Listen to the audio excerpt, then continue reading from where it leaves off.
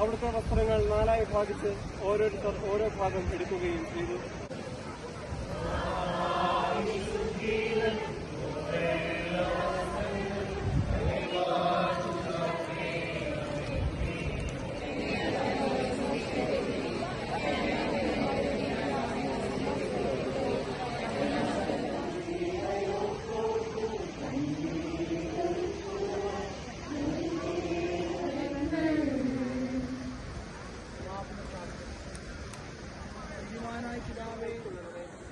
ഞങ്ങളുടെ പാപം വലുതാണെന്ന് ഞങ്ങൾ അറിയുന്നു, എന്നാൽ അങ്ങേ കാരുണ്യം അതിനേക്കാൾ വലുതാണല്ലോ.